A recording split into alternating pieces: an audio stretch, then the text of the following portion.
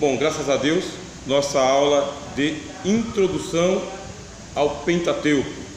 Pentateuco são os 5 primeiros livros da Bíblia: Gênesis, Êxodo, Levíticos, Números e Deuteronômio. Qual que é o tema da nossa aula hoje? Nós vamos falar sobre a vida de Moisés. O que acontece? Se você tem os 5 livros, você tem que ter o autor, o escritor, alguém que tenha escrito os 5 livros. E você vai ter aqui a apresentação, nível básico também, de que o autor do Pentateuco foi Moisés. Moisés, ele foi uma personagem assim, significativa para a fé bíblica. Significativa. Sem Moisés você não teria Bíblia. Moisés é que dá início à história bíblica. E vocês vão perceber o seguinte: a importância dele é gigantesca. Porque Moisés está vivendo em 1500 a.C. Acontece que antes de Moisés, você tem vida daqui para trás. Cadê os escritos de José? Não tem. Cadê os escritos de Jacó? Não tem. Cadê os escritos de Abraão? Também não tem. E Noé? O homem viveu mais de 600 anos e não tem nada escrito. Cadê os escritos de Enoque? Não tem também. Você veja a importância de Moisés. Nada foi escrito inspirado por Deus desde Adão até Moisés. Deus ficou em silêncio escriturístico, vamos colocar assim, até que Moisés nascesse. Ou é como se Deus esperasse Moisés. Estou esperando Moisés para começar a escrever. Tem um monte de coisa para me revelar, mas a inspiração eu só vou dar para Moisés. Então você vê a importância dele. Ele é o que vai iniciar a história da profecia escrita. Você tem a profecia oral, falada, e você tem a profecia escrita. Não é fácil escrever profecia. Não é fácil nem escrever uma carta, quanto mais profecia. Você imagina você escrever uma carta para alguém, e aí você tem que buscar as palavras e as ideias na sua cabeça. Já é difícil. Agora imagina você ter que escrever inspirado por Deus. Você não pode errar naquilo que você está escrevendo, porque aquilo que você está falando por escrito vai ser transmitido em nome de Deus. E uma coisa que a teologia nos ensina é o seguinte: o profeta que fala em nome de Deus não pode errar na doutrina. A doutrina do profeta tem que ser verdade, verdadeira. Então é por isso que nós vamos começar aqui estudando a vida de Moisés. E você vai perceber que tem uma diferença entre estudar teologicamente a vida de Moisés e estudar na escola bíblica dominical. E não é que a escola bíblica dominical não tenha um ensino exato, doutrinário, importante e forte. Tem. Só que lá a gente dá umas aberturas para a devoção. Quando você vem fazer um estudo teológico, você vai estar colocando algumas ciências no meio do caminho. E essas ciências, elas vão fazer algumas perguntas, do tipo: será que foi realmente Moisés? Moisés existiu realmente? O que a Bíblia quer dizer com ele era um homem cheio de letras, cheio de ciência? A teologia vai ajudar você a fazer. Então o que acontece? Você tem aqui a escola dominical, começa a fazer a preparação do terreno, e depois você vem para um ensino básico de teologia. Você vai escavar um pouco mais. Essa escavação é suficiente para você ir para o próximo nível, nível médio. Depois você vai para o bacharelado. Tudo aquilo que você aprende no básico, como eu disse para os irmãos na semana passada, é base. Comparado com a escola dominical, é mais forte ainda. É uma base que dá para você construir daqui para cima, tá? Muita coisa. Então a gente começa pelo nascimento de Moisés. Primeira parte da vida de Moisés. Começa, como todo mundo, pelo nascimento. Texto bíblico: Êxodo capítulo 2, do versículo 1 ao 9. Onde está a história de Moisés? Está no livro de Êxodo. Mas ele não escreveu o livro de Gênesis? Escreveu. Como que ele escreveu o livro de Gênesis se ele só nasce no livro de Êxodo? Como que ele escreveu sobre Adão, Eva, Abel, Caim, Noé? Como que ele escreveu sobre Abraão, Isaac, Jacó, José? Da onde que ele tirou tanta coisa, se a vida dele começa no livro de Êxodo? Mas é justamente a partir daqui que começa a Bíblia. Êxodo tem um período que ele conta daqui para trás e tem um período que ele conta da vida dele daqui para frente. Começa com o nascimento. Aí você lê lá, ó. Foi um homem da casa de Levi e casou-se com a filha de Levi. Você está com a Bíblia aberta aí, Êxodo capítulo 2, versículo 1 ao 9. Ora, Levi é um dos filhos de Jacó, bem? Jacó teve 12 filhos homens, uma filha mulher. Um dos filhos de Jacó chamava-se Levi. Por aqui você já começa então a entender que Moisés é um levita. Moisés é um levita. Essa tribo de Levi, quer dizer, todos os filhos de Levi, eles vão ser uma tribo sacerdotal depois. E é por isso que Moisés entende muito sobre sacerdócio, muito sobre a religião judaica, muito sobre sacrifício, porque ele é um homem que ele vem dentro de uma tribo sacerdotal. O pai dele, levita, que se casa com uma mulher levita também, e Moisés nasce levita.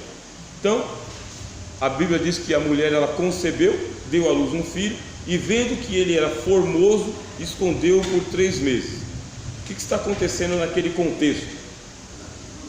Eles estão vivendo no Egito. O faraó, o rei do Egito, ele deu um decreto-lei. O decreto-lei é que não deveriam mais nascer filhos homens para os judeus. É decreto de lei.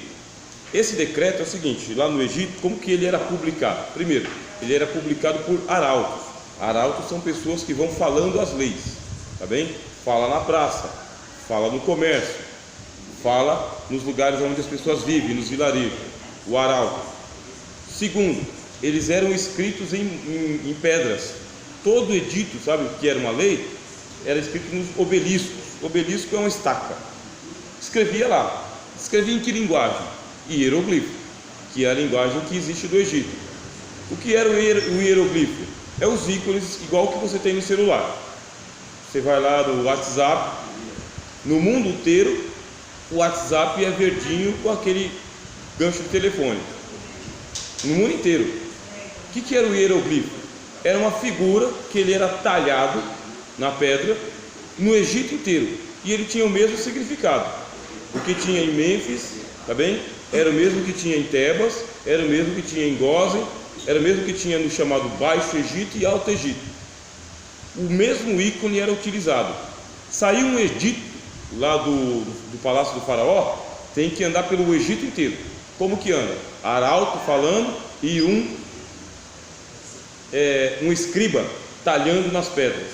Então tinha muitos obeliscos, mas muitos mesmo do Egito, que era o outdoor, era o jornal.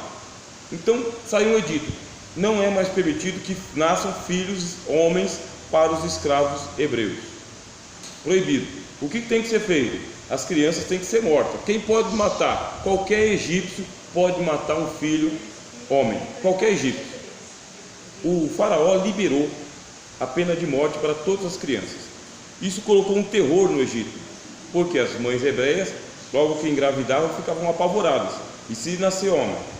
Se nascer homem, vai ser morto. Então muitas das mães hebreias, antes que os egípcios entrassem lá, pegassem e matassem o filho dela, elas mesmas matavam as crianças. Elas mesmas jogavam os meninos no rio. O que eu estou falando para vocês é uma lenda, tá bem? Não está escrito na Bíblia. É uma lenda por causa que o pessoal começou a fazer comentário, e existem as lendas que diziam que as próprias mães, antes que as egípcias chegassem, elas mesmas sacrificavam seus filhos, matavam eles. É uma lenda. Não dá para você chegar na igreja e falar: irmãos, aconteceu porque está escrito na Bíblia assim. Não, estou contando uma lenda. O estudante de teologia tem que ter esse cuidado, tá? O que está escrito, está escrito. O que não está escrito, você tem que falar: não está escrito. É uma tradição, é uma lenda, é um mito, tá? Bom, a Bíblia não diz. O fato é que a mãe de Moisés, ela teve um lampejo de fé. Que lampejo de fé? Ela olhou para sua criança e ela viu formosura na criança. Mas quando diz que ela viu, é porque ela está tomada de fé. Não é simplesmente olhei, porque toda mãe acha seu filho bonito, né? Só que ela viu por fé, ela viu uma beleza por fé. Ela acreditou que o filho dela era o libertador prometido. E agora que eu vou falar para vocês, já não é lenda, é fato.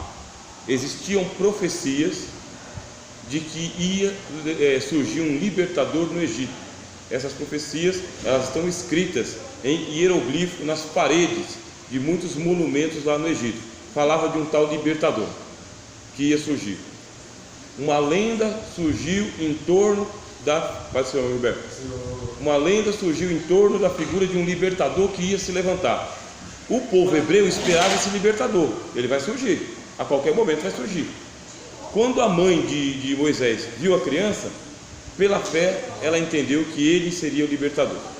Por isso a Bíblia diz que escondeu ele por 3 meses, tá? 3 meses. E ela usou uma estratégia. A estratégia era colocar o filho dela num cestinho de junco, betumou esse cestinho, calafetou ele e colocou ele na margem do rio aonde a princesa se banhava. Porque a princesa, eu vou fazendo a gravação, aí o irmão depois pode fazer a pergunta, tá bom? Sempre vai surgir essas dúvidas assim, o irmão vai anotando e depois pode fazer.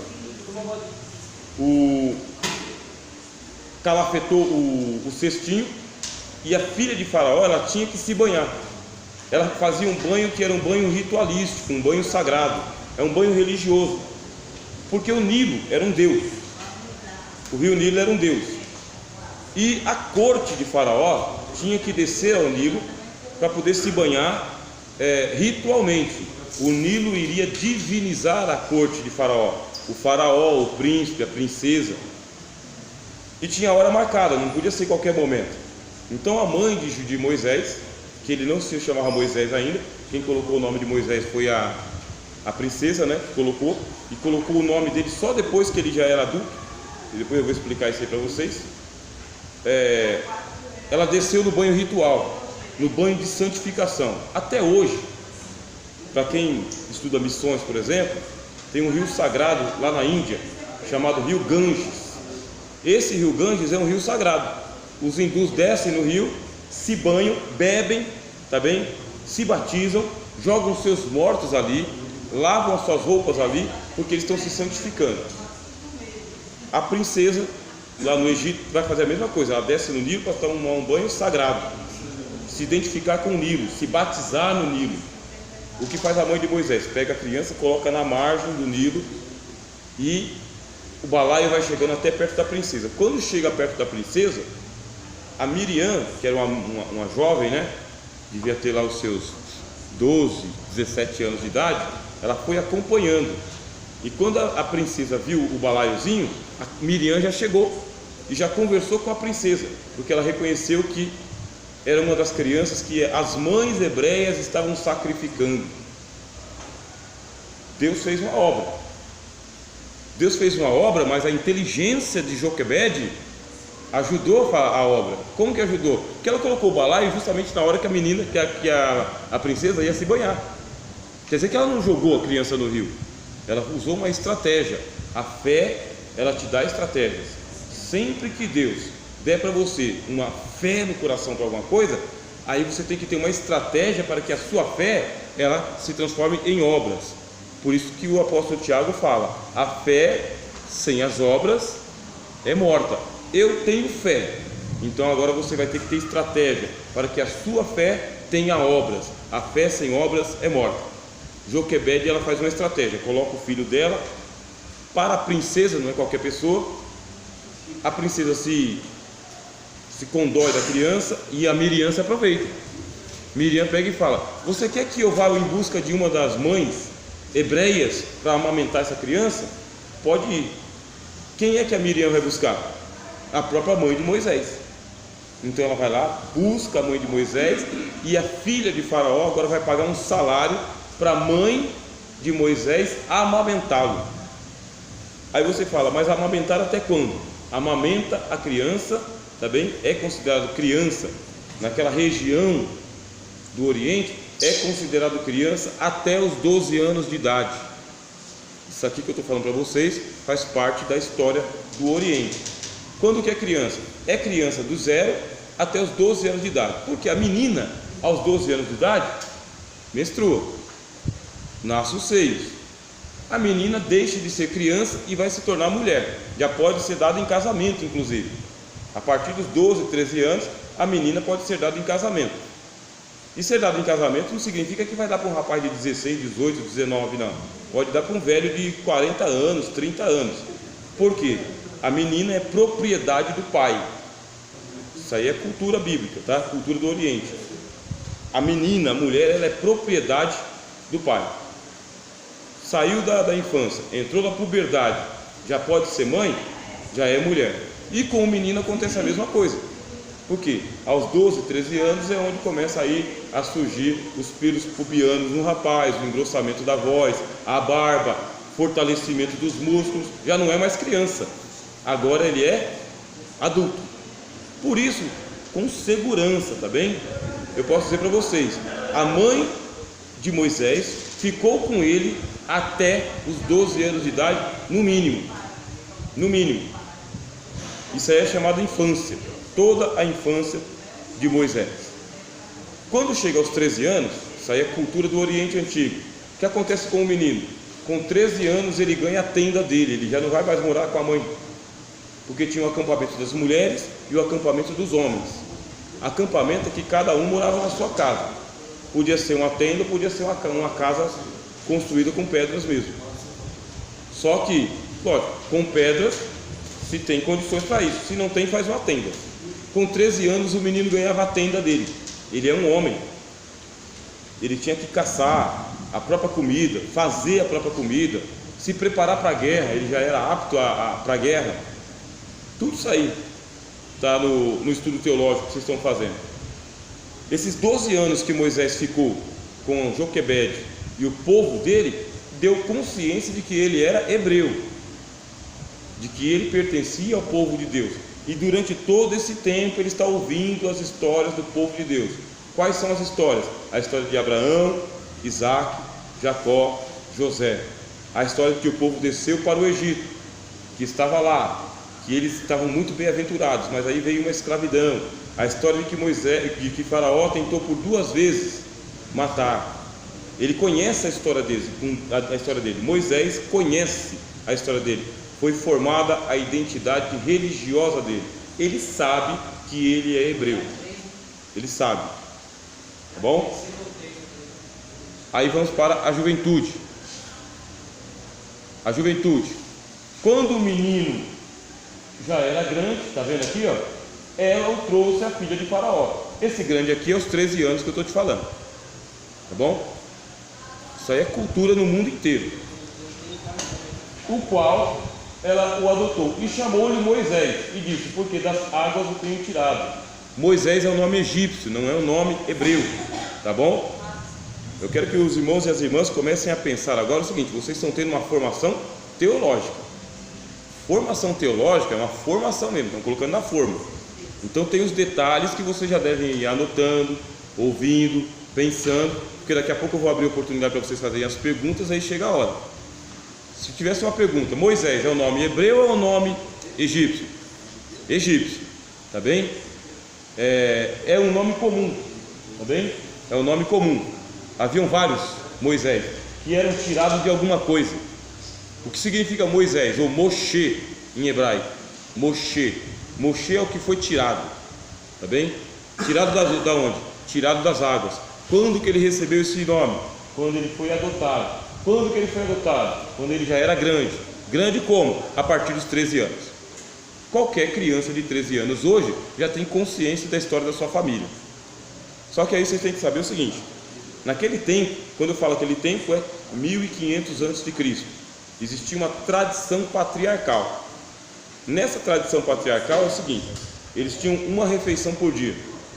Essa refeição era às 6 horas da tarde. Eles ficavam das 6 da tarde até aproximadamente ali meia-noite, comendo e bebendo, e contando histórias. Acendia-se uma fogueira e o patriarca contava a história. O patriarca contava a história todos os dias. Esse patriarca, ele tinha um cajado. Nesse cajado é onde estava escrita a história da família. Todo patriarca tem o seu cajado. E todo patriarca vai contando a história da sua família. Enquanto ele vai contando a história, ele vai girando o cajado, vai girando. Porque o que está escrito no cajado? A história. Como está escrito? Com ícones, tá bem? Com desenhos, com ícones. Não está escrevendo por letra. É igual o ícone dos aplicativos que você tem aí. Então ele olha para aquele ícone que está pintado ali, ou desenhado, ou cravado, e ele lembra da história. Então o que acontece? O Moisés, ele vai sendo criado nessa tradição, que é uma tradição oral. Eu vou contando histórias. E quando você é criado desse jeito, você tem que memorizar. A memória de Moisés, ela era muito boa. Muito boa. Ele era capaz de contar e recontar a mesma história sem errar as palavras. Todos os orientais eram treinados a isso, a ter uma memória muito boa. Eu vou falar uma vez só. Presta atenção, porque eu não vou repetir. Não precisa. Não precisa. Porque a memória está muito bem treinada para poder memorizar o que está sendo contado. Tudo isso que eu estou falando para vocês tem que ser anotado também. Tradição oral, cajado de família, fogueira, uma refeição por dia. Mas o que eles faziam até as 6 da tarde? Beliscava alguma coisa, bebia alguma coisa, comia uma fruta, uma bolacha, tá bem? Mas não fazia a refeição. A refeição de família era às 6 horas da tarde. Com todo mundo? Lógico que não, com todo mundo. Só naquelas famílias que o patriarca ainda tinha condições, né? Os outros, nem todo mundo tinha essa condição. Escravos mesmo, assim, tinha condição. Ia para a senzala de barriga vazia. Aí entra a juventude de Moisés. A Bíblia diz, Êxodo 2:10, que ele já era grande. E Atos 7:22 diz o seguinte: Moisés foi instruído em toda a ciência dos egípcios. Você está lendo a Bíblia, você encontrou a palavra toda. Faz um traço embaixo. É muita coisa. Toda a ciência do Egito. Vocês agora estão tendo informação teológica. Já dá uma curiosidade. Qual é a curiosidade? O que é toda a ciência do Egito? É muita coisa. Eu já vou explicar para vocês. E ele era poderoso em palavras e obras. Ele se tornou um orador. Ele se tornou uma pessoa fluente e influente, poderoso em palavras e obras. Ele era um operário do Império Egípcio.